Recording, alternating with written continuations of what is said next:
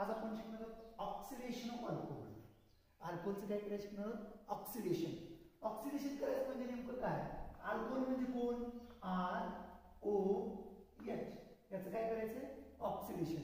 Oxidation करण्यासाठी अल्कोहोलचं oxidation करण्यासाठी प्रथमतः प्रायमरी सेकंडरी टर्शियरी अल्कोहोल सांगतो. त्याच्यामध्ये कोणती गोष्ट इम्पॉर्टंट आहे ते पण सांगतो. Primary alcohol that is 1 degree, 2 degree and 3 degree. अल्कोहोलचे प्रकार म्हणजे 3 प्रकार आहेत. 1 डिग्री, 2 डिग्री, 3 डिग्री म्हणजे प्रायमरी, सेकंडरी आणि टर्शियरी. आता विद्यार्थी मित्रांनो, जेव्हा अल्कोहोलचं आपण ऑक्सिडेशन करणार आहोत प्रायमरी, सेकंडरी किंवा टर्शियरी अल्कोहोलचं, तेव्हा याच्यामध्ये एक गोष्ट खूप महत्त्वाची आहे. ती म्हणजे याच्यामध्ये अल्फा हायड्रोजन इज रिक्वायर्ड. त्याच्यामध्ये काय असं गरजेचं आहे? Alpha hydrogen is required. Alpha hydrogen is required. लक्षात ठेवा. कशाची गरज आहे? अल्फा हायड्रोजनची गरज आहे. जर अल्फा हायड्रोजन नसेल तर त्याचं ऑक्सिडेशन घडणार नाही. ठीक आहे. मग बघूया आपण प्रथमतः प्रायमरी अल्कोहोल घेतो, 1 डिग्री अल्कोहोल घेतो, त्याचं ऑक्सिडेशन कसं होतं, नंतर 2 डिग्री आणि नंतर 3 डिग्रीचं. बघूया प्रथमतः 1 डिग्री अल्कोहोल. 1 डिग्री अल्कोहोल म्हणजे कोणाला म्हणायचं? तर प्रथमतः ज्या कार्बनला आपण functional group that is OH group जोडतोय, ज्या कार्बनला आपण OH ग्रुप जोडतोय तो कार्बन इतर एका कार्बनला जोडलेला असावा. तो इतर किती कार्बनला जोडलेला असावा?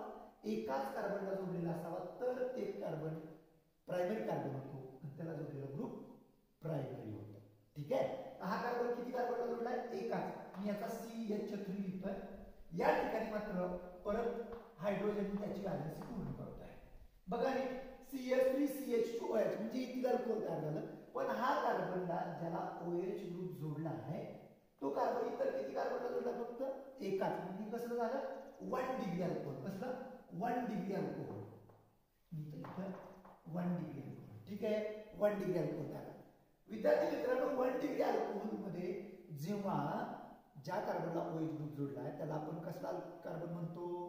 फंक्शनल ग्रुप जोडलेल्या कार्बनला अल्फा कार्बन म्हणतो. लक्षात राहा. मी ते प्रामुख्याने नमूद करू इच्छितो की ज्या कार्बनला आपण फंक्शनल ग्रुप जोडतोय तो कार्बन अल्फा कार्बन आहे या ठिकाणी. ठीक आहे. तर अल्फा कार्बनला हायड्रोजन आहेत का? तर आहेत. बघा हा कार्बन अल्फा. ठीक आहे. या अल्फा कार्बनला किती हायड्रोजन आहेत? तर 2 हायड्रोजन आहेत. म्हणून ट्वाइस अल्फा हायड्रोजन असं लिहितो. किती अल्फा हायड्रोजन आहेत? 2 अल्फा हायड्रोजन आहेत. आणि याचं काय करायचं आपल्याला? तर ऑक्सिडेशन करायचं. काय करायचंय? ऑक्सिडेशन. ऑक्सिडेशन करायचं म्हणजे काय? तर ऑक्सिडेशन म्हणजे बघा विद्यार्थी मित्रांनो, ऑक्सिडेशन म्हणजे आपण रेडॉक्स रिएक्शन मध्ये 11th क्लासमध्ये शिकलो बघा. ऑक्सिडेशन म्हणजे ऍडिशन ऑफ ऑक्सिजन और रिमूव्हल ऑफ हायड्रोजन. मी इथे लिहितो addition of oxygen, addition of oxygen और काय? और removal of hydrogen, removal of hydrogen. लक्षात राहील का?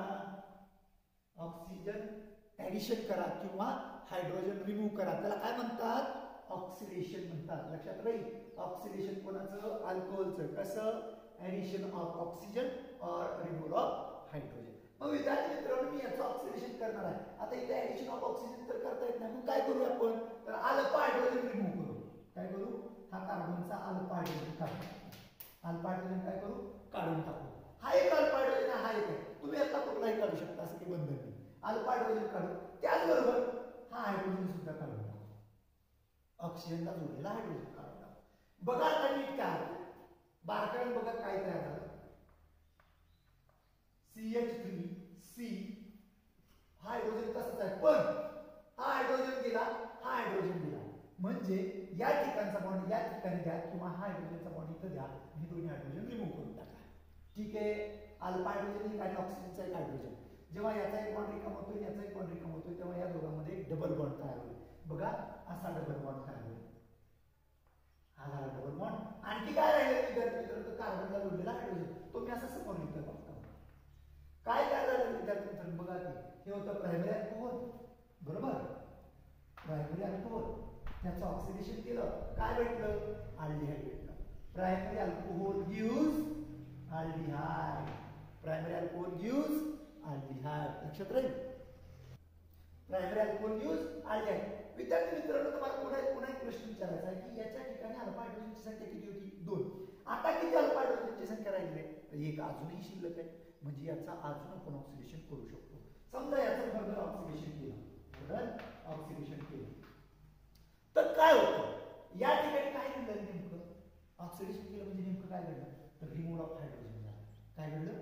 Remove of hydrogen. मी तो तुम्हाला काळ म्हणून रिमूव्हल ऑफ हायड्रोजन लिहितोय.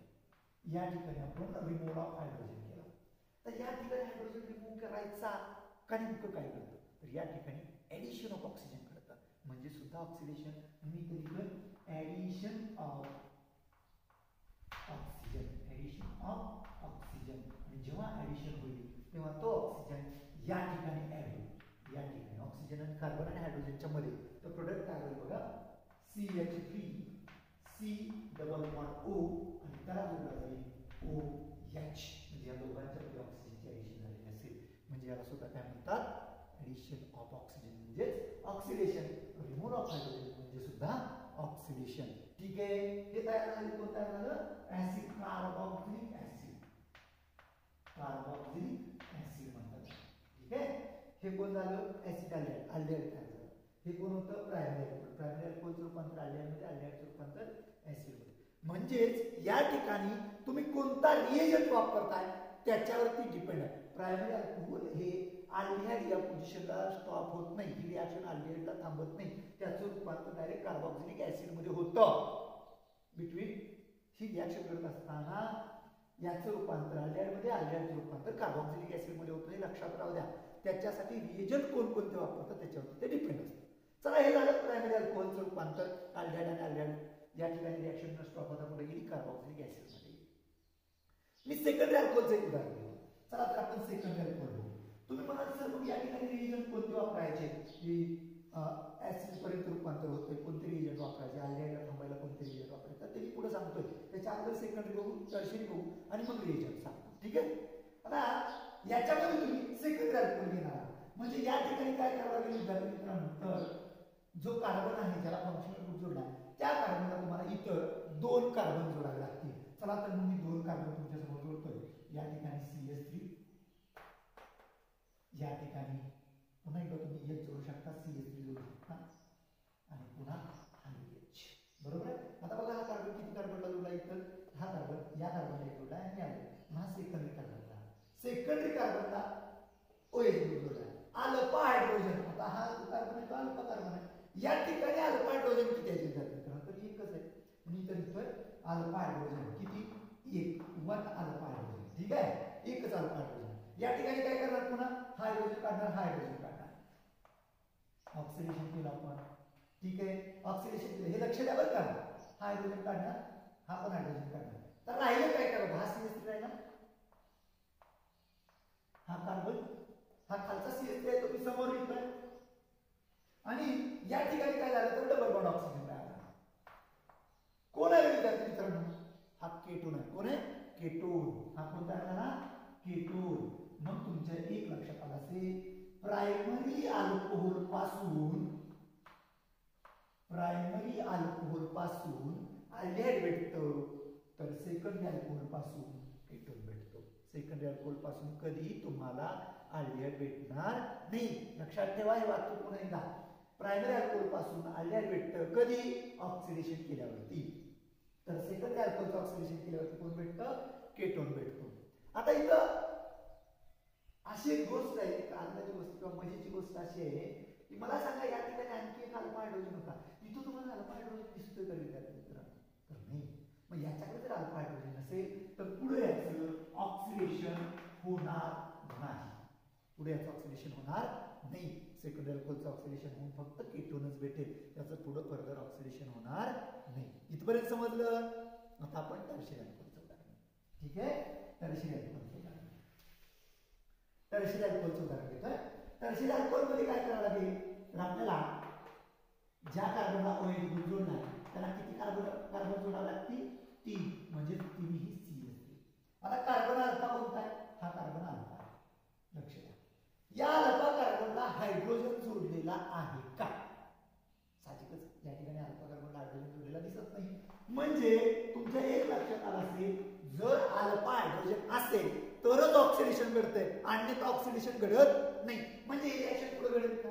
नाही, नॉट पॉसिबल. ही रिएक्शन पुढे घडणार नाही.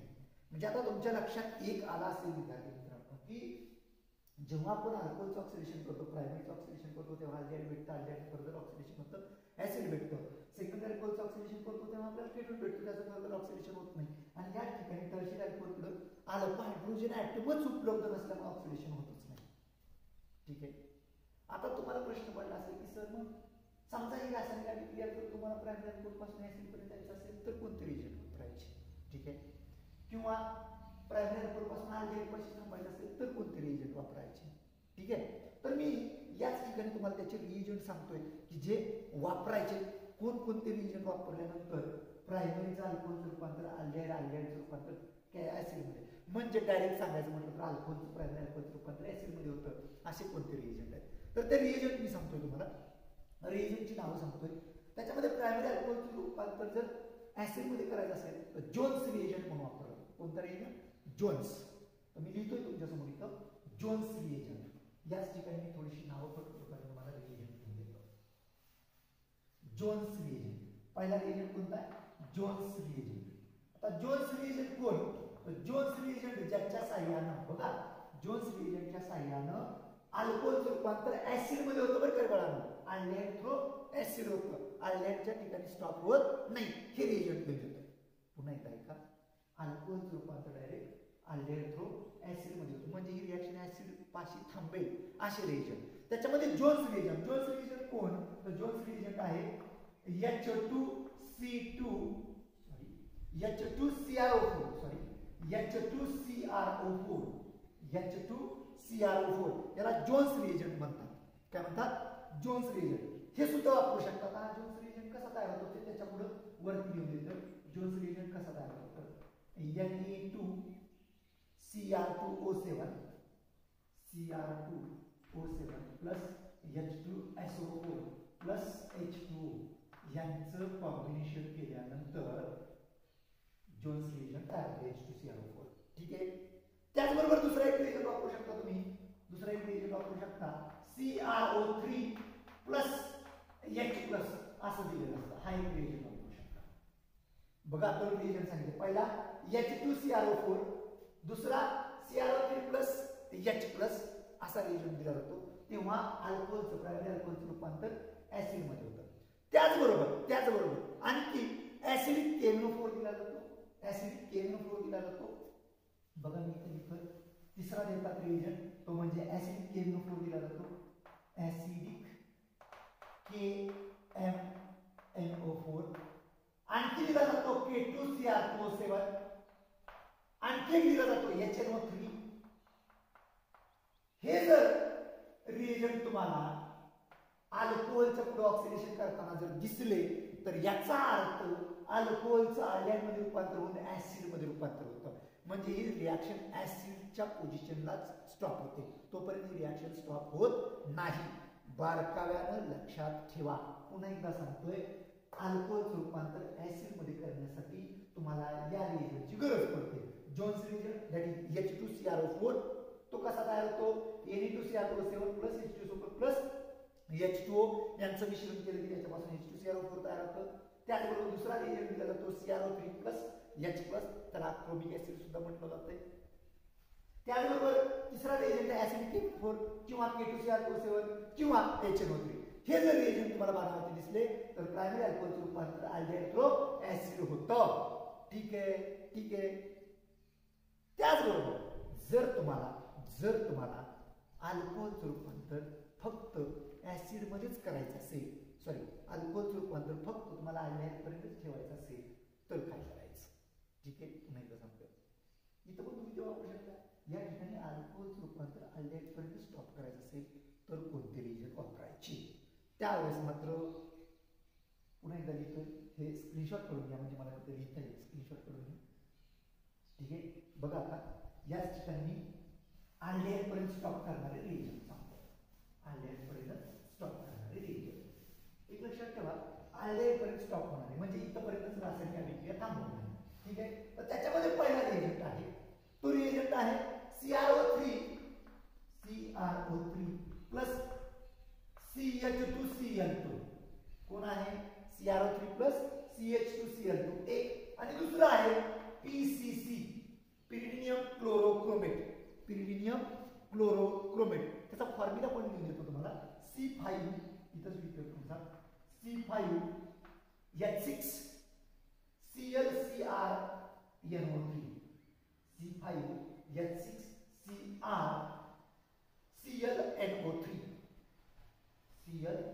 ClNO3 किंवा ClCrNO3.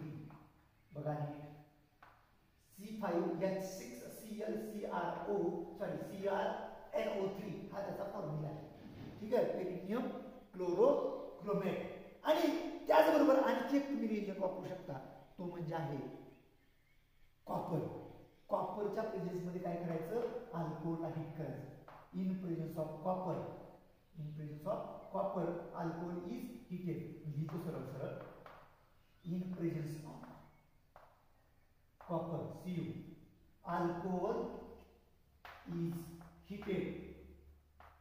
त्यावेळेस तुम्हाला काय भेटेल, in presence of copper alcohol is heated काय भेटेल, अल्डिहाइड भेटेल. अल्कोहोलचं रूपांतर कशात होईल, अल्डिहाइड मध्ये होईल. लक्षात ठेवा. आता मी तुम्हाला प्रायमरी अल्कोहोलचं ऍसिड मध्ये रूपांतर करण्यासाठीचे रिएजंट सांगितले, प्रायमरी अल्कोहोलचं अल्डिहाइड पर्यंतच रिएक्शन थांबवण्यासाठीचे रिएजंट सांगितले. म्हणजे असं का सांगितलं असावं, कारण जेव्हा तुम्हाला अल्कोहोल पासून अल्डिहाइडच पाहिजे असेल तेव्हा ऍसिड तयार झाला तर अल्डिहाइडला स्टॉप करता येत नाही, म्हणून त्याच्यासाठी वेगवेगळे रिएजंट आहेत. मग तुम्हाला जर अल्डिहाइड तयार करायचं असेल तर हे रिएजंट वापरायचे, ऍसिड तयार करायचं असेल तर पाठीमागे मी आता लिहून दिले ते रिएजंट वापरायचे.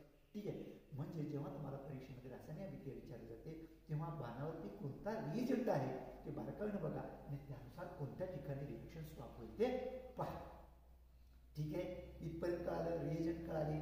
आता मी तुम्हाला नेमकं मेकॅनिझम घडतं कसं ते सांगतो. ठीक आहे, तर या रिएक्शनचा आपण मेकॅनिझम बघणार आहोत की रासायनिक अभिक्रिया नेमकी घडती कशी, त्याच्या मागे मेकॅनिझम काय आहे. ठीक आहे, इथपर्यंत समजलं असावं. याचा तुम्ही स्क्रीनशॉट काढून घ्या म्हणजे मग पुढे रिएक्शनचं मेकॅनिझम. चला तर मेकॅनिझम बघूया. मी अल्कोहोल घेतोय फॉर एक्झाम्पल C, त्याला एक H जोडतोय. तुम्ही इथे H पण जोडू शकता, CH3 पण जोडू शकता. त्याचबरोबर पुढं अल्कोहोल म्हणून OH ग्रुप. इकडे तुम्ही CH3 जोडला तर इथिल अल्कोहोल होईल, नाही जोडला तर मिथिल अल्कोहोल होईल. ठीक आहे. आता या ठिकाणी याच्यावरती आपण काय टाकतोय तर क्रोमिक ऍसिड टाकतोय. काय टाकतोय, क्रोमिक ऍसिड. आता क्रोमिक ऍसिडचं स्ट्रक्चर कसं असतं ते बघा थोडंसं. HOCr त्याला डबल बॉन्ड ऑक्सिजन, खालच्या बाजूला डबल बॉन्ड ऑक्सिजन आणि समोर पुन्हा OH. काय लिहिलं होतं बघा, H2CrO4 आहे का, H2CrO4. आता या ठिकाणी काय होतं तर याच्यातला जो बॉन्ड आहे ऑक्सिजन आणि हायड्रोजन मधला आणि इकडचा OH यांचा बॉन्ड ब्रेक होतो आणि तुम्हाला असं झालेलं दिसेल.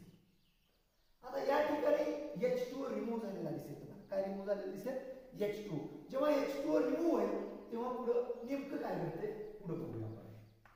ठीक आहे, बघा आता हा बॉन्ड कसंच आहे, इथं काय काय आहे ते तसंच लिहितोय. या ठिकाणी हायड्रोजन, या ठिकाणी ऑक्सिजन. ठीक आहे, ऑक्सिजन जोडला. आता हा ग्रुप तुटला, हा ऑक्सिजन पुन्हा जोडला डायरेक्ट क्रोमियमला जोडला. क्रोमियम वरच्या बाजूला डबल बॉन्ड O तसाच आहे, खालच्या बाजूला डबल बॉन्ड O तसाच आहे आणि पुढे OH तसाच आहे. ठीक आहे, बरोबर.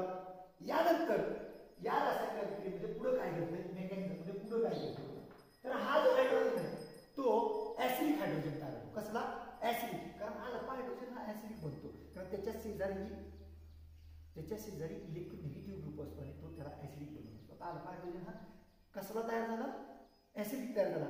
आता ऍसिडिक तयार झाला की याच्यामध्ये आपण या स्टेपमध्ये H2CrO4 जेव्हा तयार करतो तेव्हा आपण त्या ठिकाणी H2O पण टाकायला सांगितले किंवा H+ टाकायला सांगितले. वॉटर तर आहे बघा, असं लिहिलं होतं आपण H2CrO4 असं तयार केला